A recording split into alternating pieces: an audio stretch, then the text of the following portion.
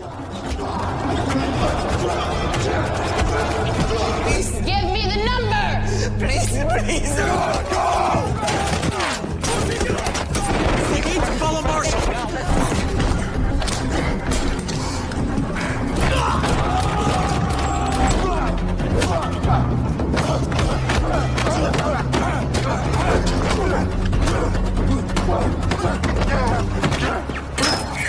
And reveal the identity of the container first. Bravo team joining. Game time. Ready. Go. Negative. Alpha, hold position. Spotter in the truck.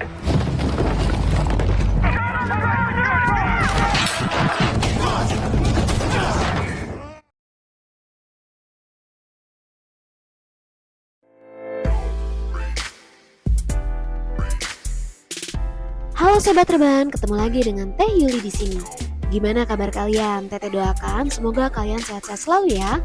Kali ini Teteh akan menceritakan salah satu film action terbaru dan pastinya akan membangkitkan jiwa-jiwa adrenalin kalian. So, bagaimana keseruannya? Yuk gak usah berlama-lama lagi, kita langsung ke pembahasan filmnya.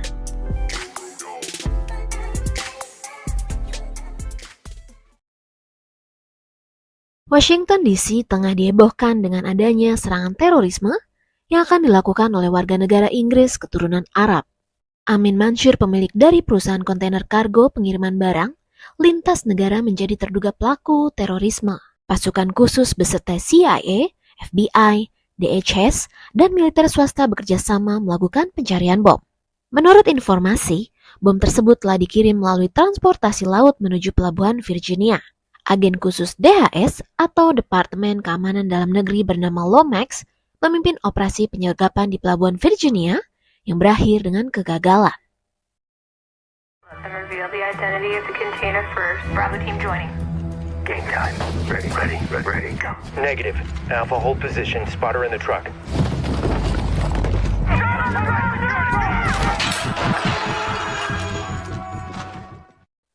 Marshall bernama Mike yang menyaksikan operasi secara live meminta Lomax bertemu di bandara menyambut kedatangan Amin. Namun sebelum on the way, Lomax yang menguasai beberapa bahasa asing, termasuk bahasa Arab, langsung menginterogasi salah satu petugas. Where is it? Then, el qunbula. Sebagai US Marshal yang bertanggung jawab atas semua tahanan federal, Mike membawa serta istri Amin bernama Nisa. Mike meminta Nisha membocorkan rahasia suaminya mengenai barang-barang yang diselundupkan di dalam kontainer. Namun, Nisa malah kebingungan karena ia putus komunikasi dengan suaminya sejak 4 bulan yang lalu. Amin menghabiskan seluruh tabungan mereka dan meninggalkannya tanpa kabar dalam keadaan hamil. Mike berharap Nisa mau bekerja sama meyakinkan suaminya memberitahu di mana lokasi bom saat ini. Sesampainya di bandara, konvoi Marshall dibagi menjadi 2 kelompok. Sebagian memeriksa kargo dan sebagian lagi menjemput Amin.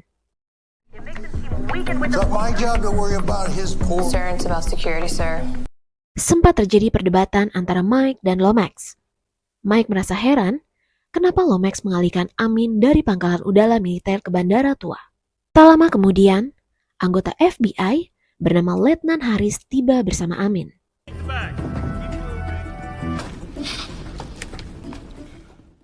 Nisha yang berprofesi sebagai seorang dokter terkejut mengetahui Amin suaminya adalah tersangka terorisme.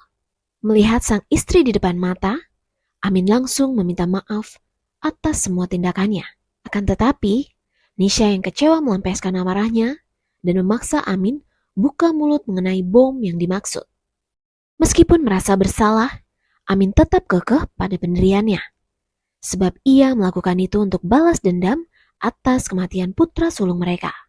Di sisi lain, Mike merasa curiga. Kenapa hanya Harris yang selamat saat melakukan penangkapan Amin di Polandia, sedangkan rekan-rekannya tewas. Untuk itu, Harris dipulangkan ke Polandia dan dikawal oleh Marshal Hooper hingga ke pintu masuk pesawat. Namun, perhatiannya teralihkan ke sekelompok orang bersenjata yang tak lain adalah Framebridge, sebuah perusahaan militer swasta yang hendak menculik Amin. Get the fuck out of here! Reloading! Again! Fuck! Kewalahan menghadapi prajurit bayaran yang begitu banyak, Haris bergabung dengan Hooper menuju ke mobil. Akan tetapi, semua jalan keluar bandara telah dikuasai oleh prajurit bayaran termasuk jaringan komunikasi. Aksi tersebut memakan banyak korban dari kedua belah pihak, termasuk Hooper yang mengharuskan mereka kembali ke bandara. What's going on? Who are those people? You should probably ask your husband. Go! I'll cover you! Let's move!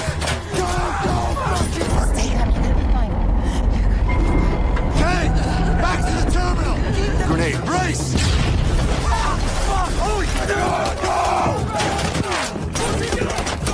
They need to follow Marshall. We're gonna get you out.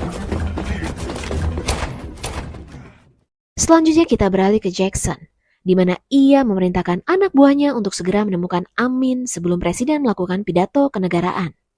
Jackson mengingatkan dua perwiranya agar tidak bersikap formal karena mereka sedang tidak menggunakan seragam. Intinya, Amin harus ditangkap hidup-hidup karena hanya dia yang mengetahui kode kontainer berisi bom. Kembali ke Haris, Frenbridge berhasil menemukan Amin dan Nisa. Beruntung, Haris tiba tepat waktu menyelamatkan mereka. Haris merasa yakin penyerangan yang dilakukan prajurit bayaran hanya untuk menjemput Amin bukan karena dirinya. Ia memaksa Amin mengungkap apa sebenarnya yang diinginkan militer swasta darinya. Namun Amin masih saja bungkam. Namun begitu, Haris tetap ingin melindungi mereka berdua dengan memakaikan rompi anti peluru. Tanpa mereka sadari, Jackson berhasil mengetahui lokasi persembunyian mereka dari CCTV. Dumber dan Campbell bergegas ke lokasi tersebut membawa serta manajer bandara bernama Ward. Beruntung, Ward berhasil kembali mengalihkan kedua prajurit militer itu ke arah yang lain. It's not here. It's Setelah merasa aman, Haris kembali menginterogasi Amin. Atas desakan istrinya, Amin pun akhirnya buka mulut. Ia berkata, hanya mendapat arahan melalui telepon dan tak pernah bertemu langsung dengan pemesannya. Ia sengaja merubah jalur pengiriman bom ke Amerika secara diam-diam. Itu sebabnya, mereka memburu untuk mendapatkan kode kontainer dan lokasi bom. Namun, ia belum bisa membocorkan rahasia tersebut kepada Haris. Setelah mendapat informasi tersebut, perjalanan kembali dilanjutkan dan tiba-tiba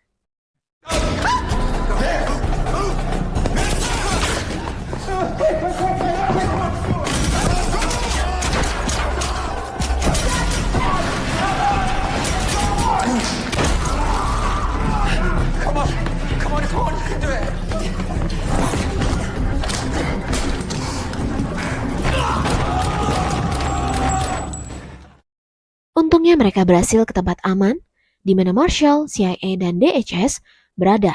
Namun, tempat itu belum sepenuhnya aman. Sebagai seorang dokter, Nisha segera mengobati prajurit yang terluka, termasuk Lomax. Di sini Lomax meminta bantuan Nisha memberikan informasi yang mereka butuhkan demi keselamatan banyak orang. Di sisi lain, untuk kesekian kalinya, Haris membujuk Amin membocorkan lokasi bom dan kode yang dimaksud. Akan tetapi, Amin masih belum yakin apakah Haris bisa dipercaya atau tidak. Nisha yang masih kesal, mendesak suaminya segera buka mulut demi calon buah hati mereka. Nisha berharap Amin bukanlah seorang teroris seperti yang dituduhkan padanya. Lomax juga mencari tahu perkembangan informasi yang didapatkan oleh Haris. Namun, tidak ada perkembangan. Haris berkata, prajurit bayaran yang menyerang mereka berbasis di Virginia, di bawah pimpinan mantan seorang Navy SEAL. Mike lantas memperlihatkan rekaman penyergapan yang dilakukan DHS di pelabuhan. Ia berkata, operasi yang dilakukan Lomax ternyata ilegal dan dilakukan tanpa surat izin resmi DHS. Mike mengetahui itu setelah menghubungi atasan Lomax. Itu artinya, Mike mencurigai Lomax terlibat dalam insiden yang terjadi saat itu, namun Lomax menyangkal tuduhan tersebut. Sebagai anggota keamanan dalam negeri, ia tak mungkin mengkhianati negaranya. Di luar dugaan, Amin sangat terkejut mendengar suara Lomax yang diperlihatkan oleh Mike. Suara itulah yang memberi instruksi mengirimkan bom ke Amerika menggunakan bahasa Arab, yang membuat Haris terkejut.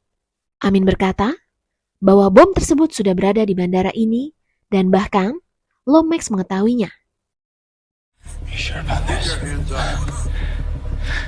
Do you know how crazy this sounds? You even diverted the... No. You were the voice on the phone. Tanpa ragu lagi, Mike langsung menodongkan pistol ke arah Lomax, bersamaan dengan serangan dari prajurit bayaran. No, he's lying. They're coming up! Contact, right!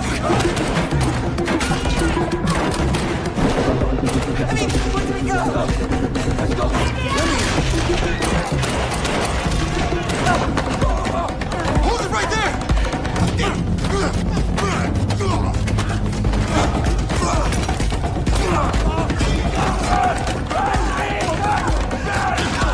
Knew it.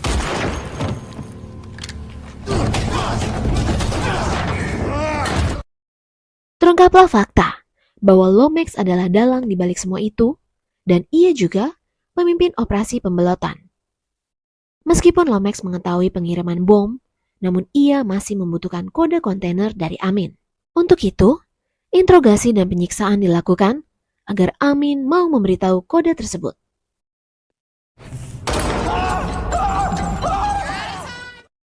Namun, sekeras apapun upaya penyiksaan yang dilakukan Lomax untuk membuahkan hasil, ia pun berinisiatif menangkap Nisha agar Amin mau memberikan kode tersebut.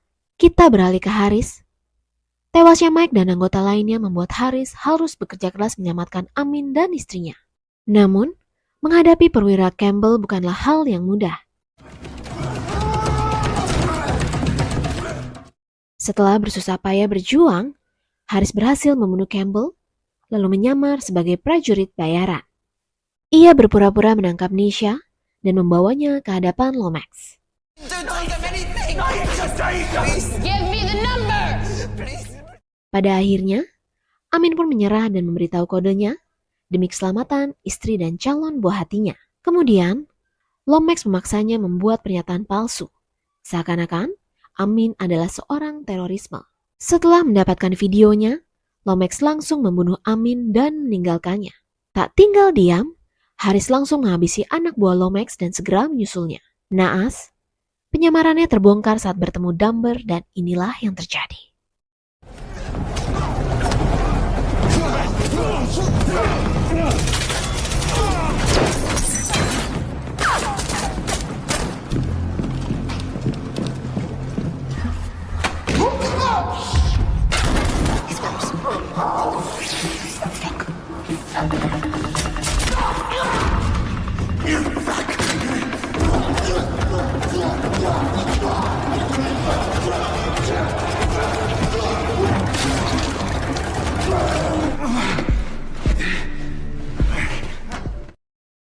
Scene berpindah ke landasan udara, di mana Jackson dan Lomax sedang memindahkan radioaktif ke ambulans dan akan diterbangkannya ke Washington, D.C. Extraction team will be ready for you as soon as the package is in place. Got it. Take jammers 2 and 3 offline. I need to call it in. Tanpa mereka sadari, Haris sudah berada di sana memantau pergerakan mereka.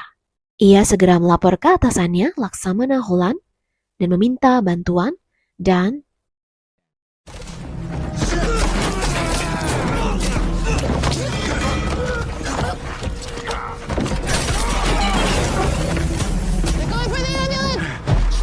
Stop! Russia!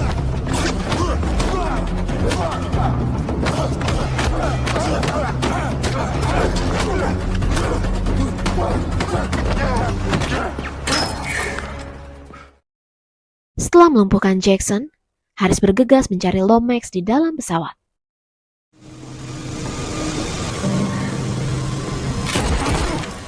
Lomax, it's over!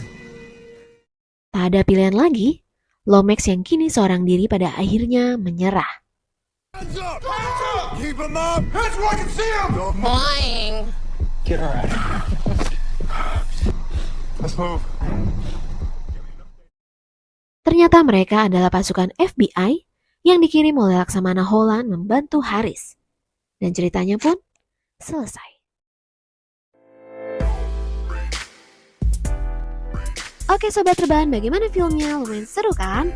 Teteh menyarankan kalian untuk nonton filmnya langsung ya, karena cukup banyak adegan seru yang Teteh nggak tayangin.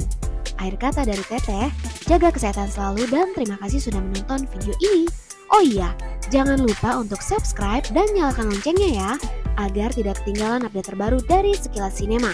Terima kasih.